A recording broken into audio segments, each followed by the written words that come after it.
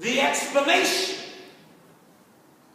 for why we make certain kinds of decisions while we're going to certain kinds of difficulty. The Hebrew mind understood the storms on the sea to be opposing the God of heaven. Yet the Hebrew also understood that God made the sea and he controlled their stormy inclination. Anytime the seas became infiltrated by current, by wind, by circumstances to become torrent, the Jewish mind knew that since God made the sea, that he could control it.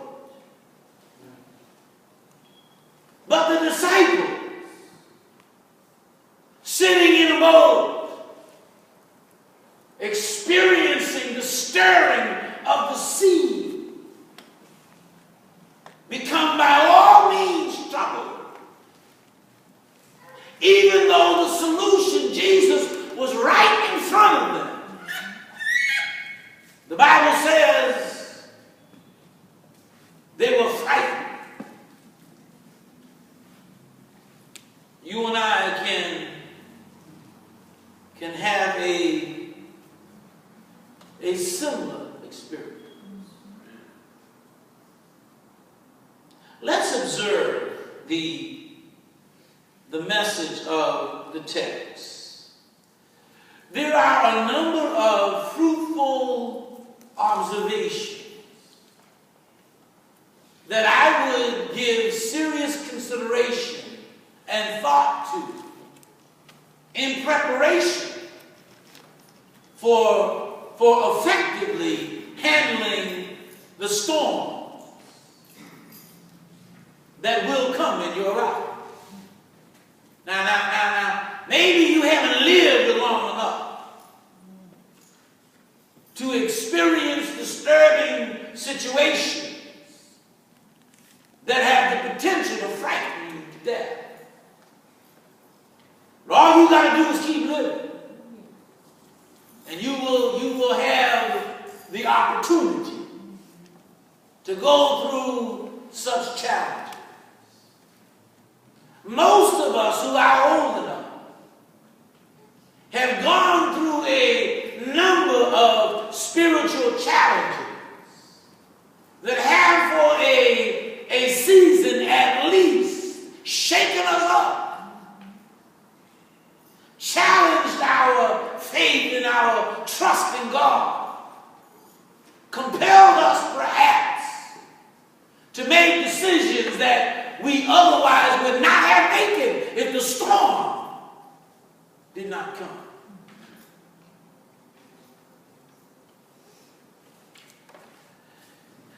Notice, first of all, that storms enter all of our lives.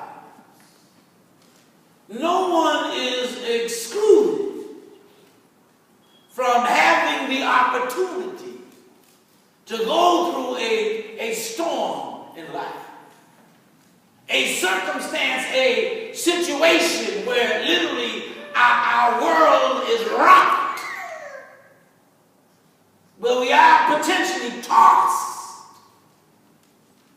into fear, into doubt, that can be equal to feeling nigh unto death.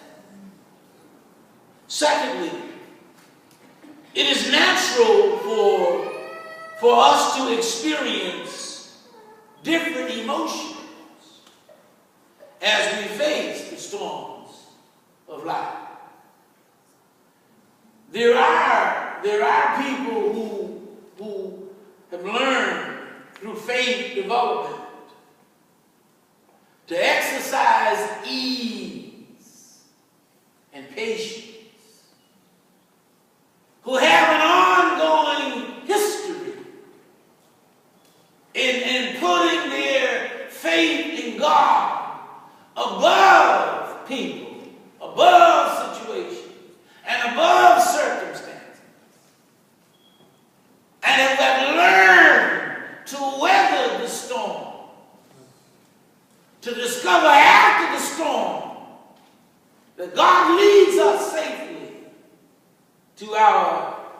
our destinations.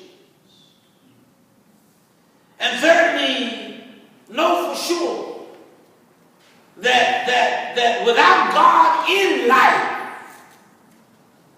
our fears may be even greater than they are. People who believe, we must call it a belief because they act upon it. People who believe that they can continue to cope with painful situation after painful situation, disappointing situation after disappointing situation, all on their own, are unwilling to look at themselves to discover what they have become. You see, even though it is inevitable that storms will come, God never intended for us to go through those storms all alone. Amen. He has always been willing. He has always been available.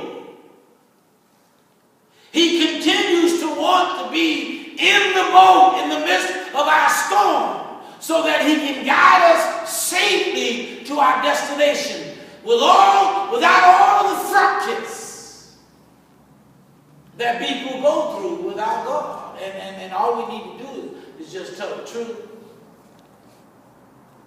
You know, the last time you went through a heartbreaking situation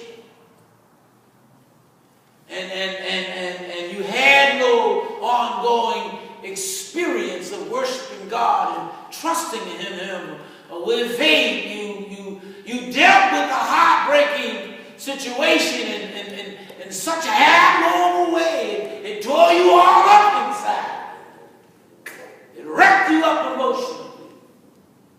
It caused you to do things to yourself that you otherwise would not have done. One of the reasons why people become alcoholics. They're trying to break away from the feelings of a heartbreaking situation. No personal agency, no personal resource to overcome, no God in their life. And they sit around, brothers and sisters, sad to say, in their dysfunction, acting like they doing all right without God. Not even realizing that we can see their state. We can see their condition. The very fact that they have no capability of going forward and experiencing a lifestyle that God intends for them. And if you will, God, the Bible teaches here, He will rescue us when we go through the storms of life. Now, when I say us, please keep in mind that without faith, it is impossible to please God. So the scenario in the story is indicative of what God will do for those who are in relationship with Him.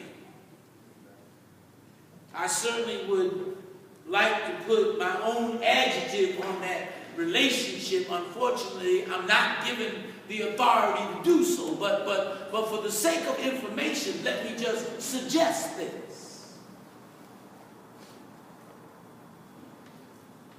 If our relationship is authentic with God, it will be authentic with others. If our relationship with God is open and it is honest, then the manifestation of the quality of that relationship will be evident in our relationships with one another.